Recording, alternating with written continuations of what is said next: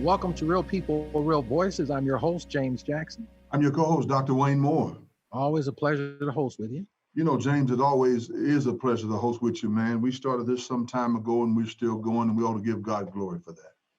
And he does get the glory. I tell you, it's been an exciting time of meeting a lot of people and sharing a lot of information. Yeah, and have a lot of sponsors, if I might go through those right now, if you don't mind. Absolutely. Lee Crossell and Crawley are still with us, and we have Fervent Care Christian Academy, Marion County Public Health Department, Owls Modern Clothing and Shoes, Martin University, His Place Eatery, and Northside Window and Gutter Cleaning. Man, we have several sponsors, and we want to add others to the list of sponsorship for Real People, Real Voices. Just call the studio and they'll hook you up. Ask for Curtis Baker. Thank you, and thanks to all of our sponsors. And those of you in our viewing audience, thank you for consistently watching the show. You can also go to WHMB TV 40 on YouTube. Yeah. Watch this show when it's over, as well as others that you might have missed. Right. And you can like us on Facebook because we're there waiting on you to click us in. Yes, like us on Facebook. And I tell you, Dr. Moore has just been such a blessing to be able to share information in so many different places. Yeah, it has. And to meet, like you said earlier, to meet a lot of people and to be able to touch on some tough subjects and issues in the state of Indiana and central Indiana. And that's what it's all about, being informative and not being afraid to speak truth to power. Absolutely. And we've got some more information coming up in just a little bit. Gary Gibson is going to be joining us here in just a few moments with information on sickle cell in Martin Center. Yes. We'll be back after these messages.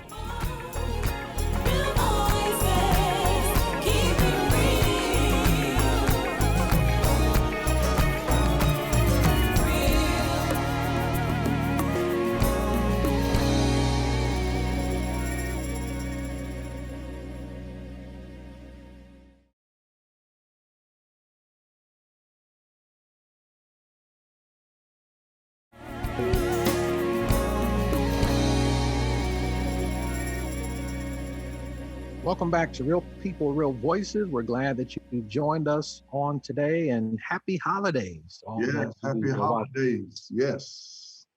Hopefully you're enjoying this holiday season despite all the different things that are happening with the global pandemic and so many different other things in crisis.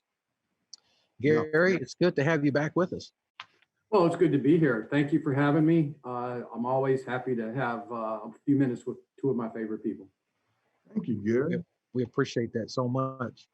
How are things going at the Martin Center during these times of global pandemic, and what you guys do to provide services for folks with sickle cell?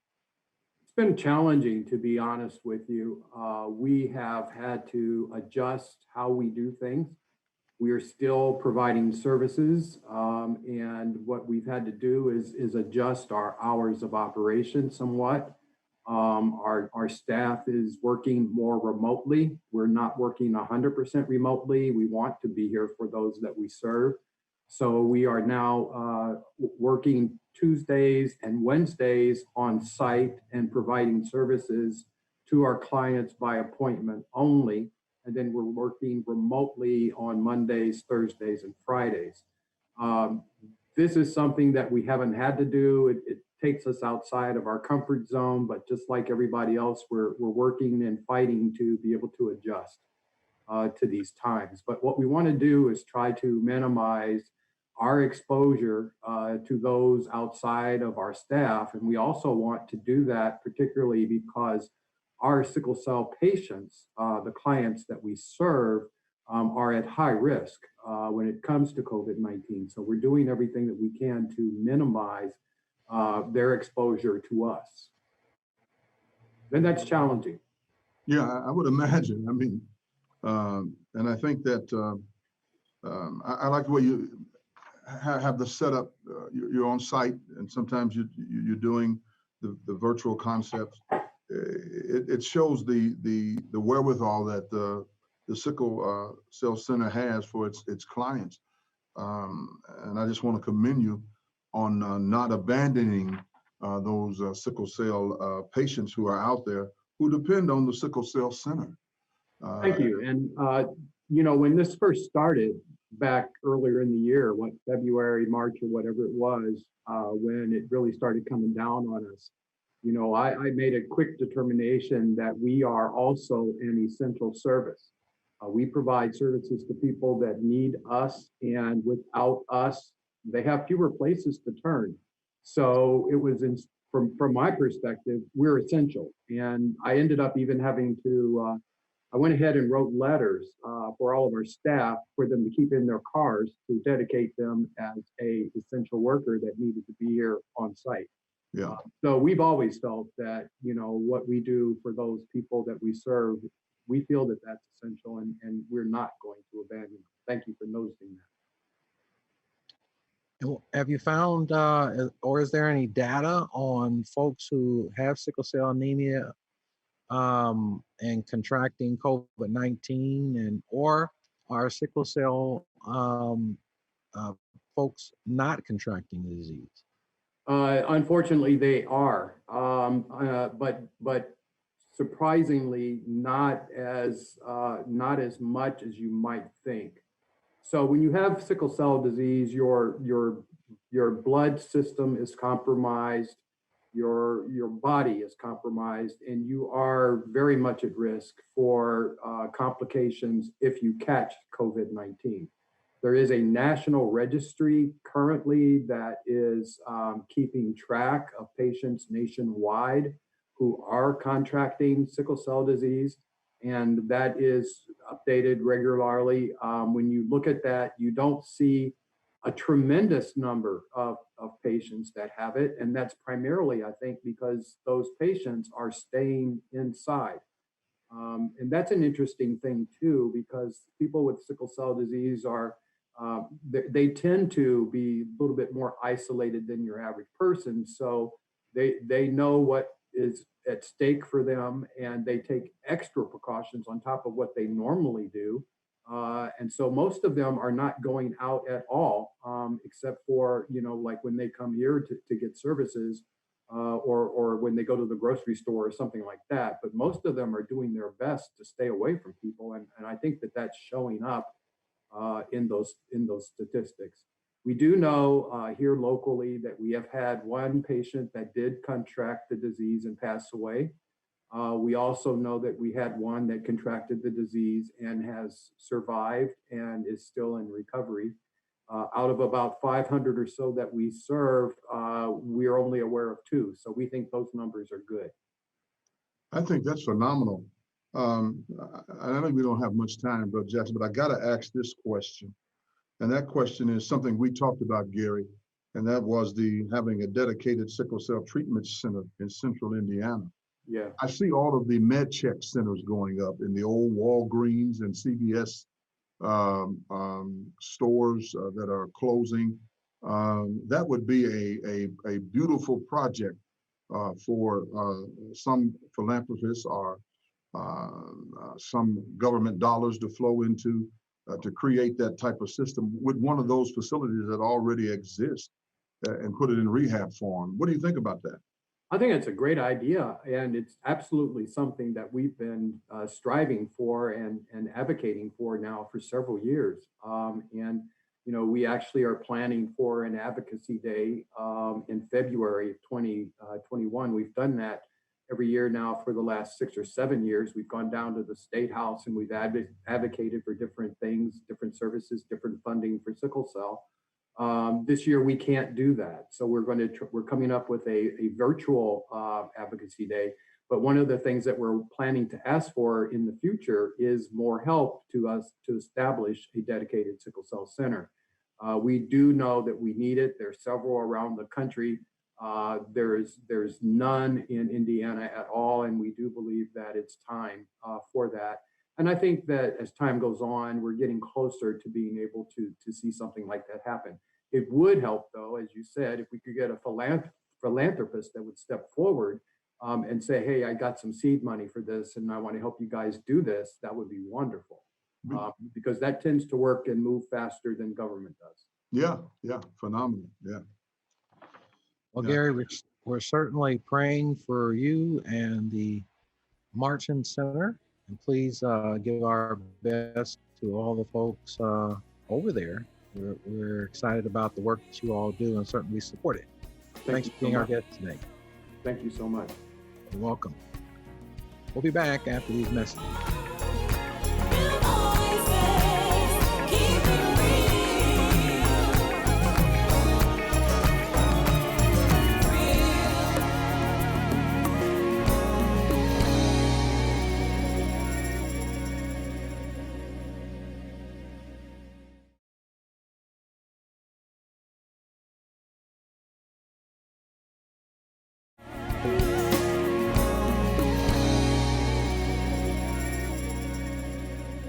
Welcome back to Real People, Real Voices. And we have more time with Mr. Gary Gibson from the Martin Center and doing all the work that you all do to deal with sickle cell anemia.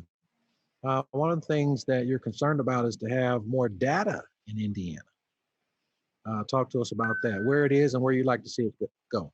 Well, we look at that that fact that there really isn't that much good data about sickle cell disease in the state of Indiana, and really nationally, and really globally, to be honest with you. But here in Indiana, our state Department of Health basically tells us that we have about 1,200, 1,500 sickle cell patients in the entire state.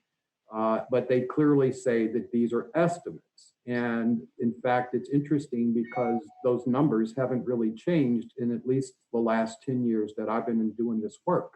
So it makes me wonder how accurate those numbers are when they haven't really changed. And the same is true nationally. The estimate nationally is there's 100,000 patients with sickle cell disease in the country. Those numbers haven't changed in at least a decade.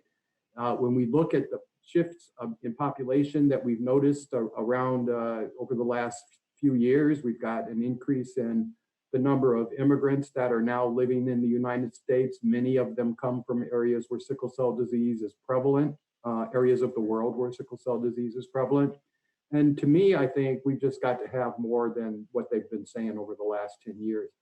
And so that's a call for us to get more serious about trying to understand what is the number of people with sickle cell disease in our state and in our nation.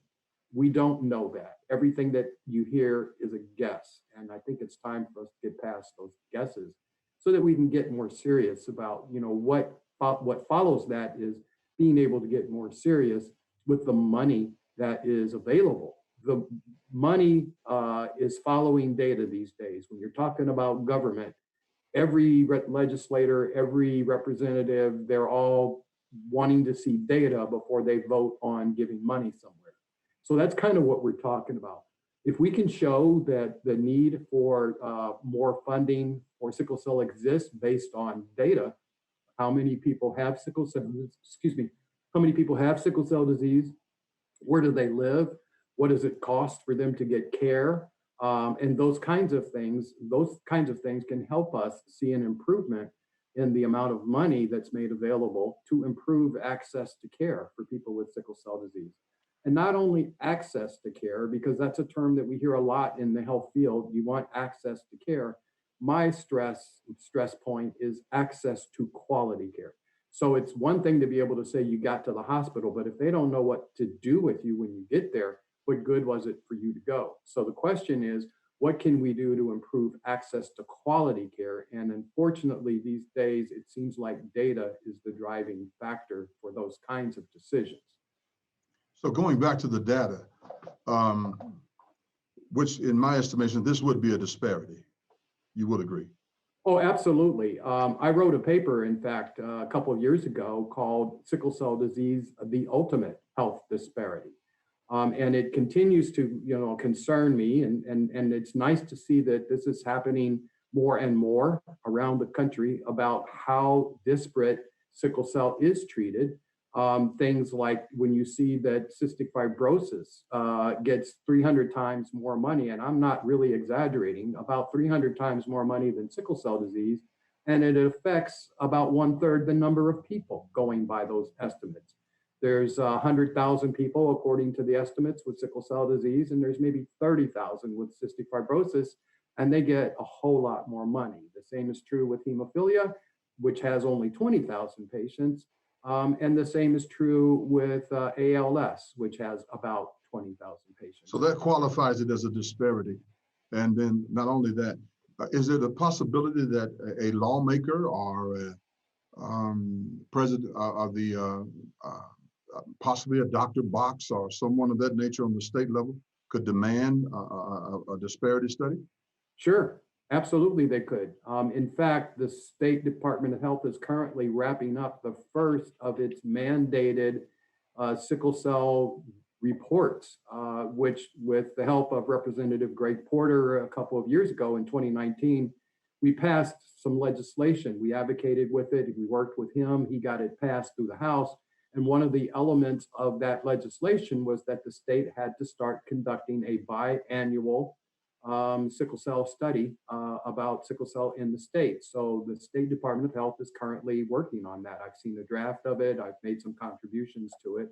And I'm hoping that, you know, once it gets to the level of a Dr. Box or somebody like that and back in the hands of the legislature, they get to see that, you know what, we've got to do more. Hands off to the State Department of Health, because we've seen more interest lately from them as a result of our pushes. But I think that there's still more work to do, and hopefully this study will show them by providing some data about, you know, about what we have and what we don't have. The important factor is what we don't have. So for instance, we don't really have any other sickle cell centers like Martin Center Sickle Cell Initiative anywhere else in the state.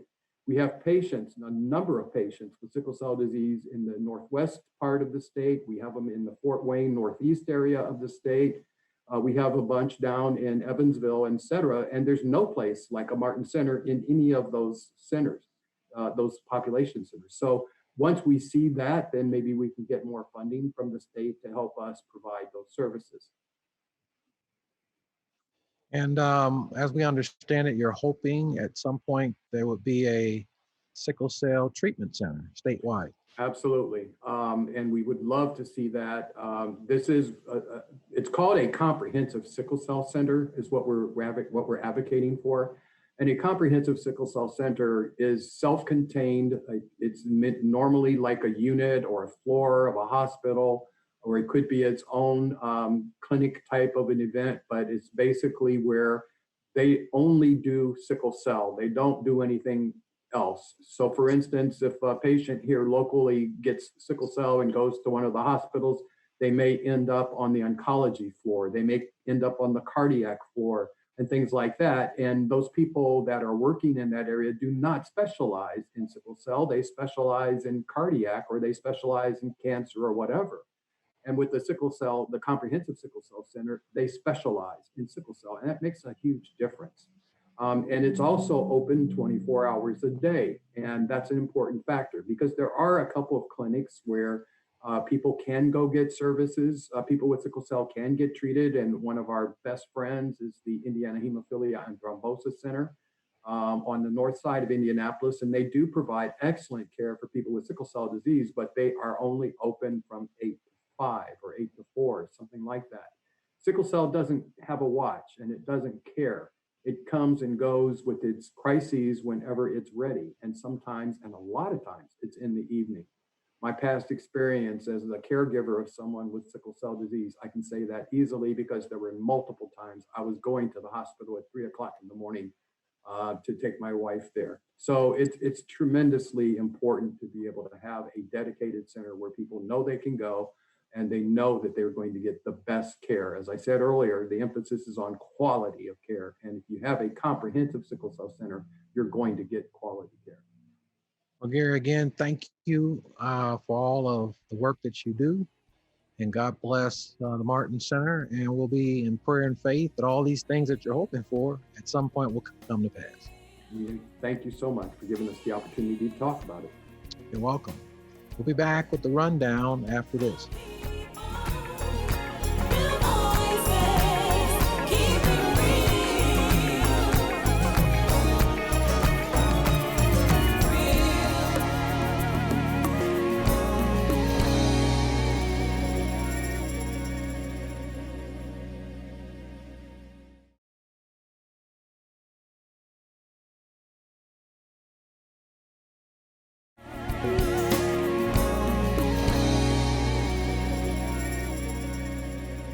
Welcome back to Real People, Real Voices. I'm your host, James Jackson. Your co-host, Pastor Wayne Moore. And I'm your executive producer, Faith McKinney. And great segment there. A couple of segments with Gary, and certainly we've had him before to talk about the challenges with sickle cell, and especially now during a global pandemic. Yeah, I think he's still working at it, and you got to give him all the credit in the world for trying to make sure that sickle cell is on the minds and on the thoughts of people. But I like his approaches to dealing with the legislators and getting some things done. Hopefully that it can be escalated to the point to where they look at sickle cell anemia in the state of Indiana like cystic fibrosis or some other particular situation as it relates to physical health. But it would be phenomenal if it worked that way. And to see that vision for a sickle cell center for patients would be phenomenal. Yeah, I agree. I think that's really, it's key. And we have corporations and businesses that are coming to help the African-American community, specifically Cook Medical Group. They're coming here to the northeast side of Indianapolis, and they're wanting to help, and they're wanting to help serve. So maybe that's something that they could also help with, as well as IU Health. They have money they want to give to help the people in the community, and maybe that's something that they can offer as well. Yeah, and the oasis of businesses here in Indianapolis, the Eli Lilly Company. It would be great if they would help with that particular situation as well. And that's what this show is all about, Brother Jackson, is raising consciousness and hopefully getting people to look in those directions and hopefully do some philanthropy work in areas such as sickle cell anemia. And the families and the folks who are challenged with that dreaded disease deserve as much treatment and as much care and attention as we could possibly give them. And we have to champion and really appreciate the work that Gary and his team do on a regular basis, and still treating people. It's hands-on. It's not something you can do too much of online. So they've got their hands full. Yeah, if the world would look at sickle cell anemia like it looks at COVID-19 right now, and just gave 1% of the dollars going to COVID-19, just 1% of that into sickle cell anemia, you'd have great research centers, you'd have whatever you need to make it happen.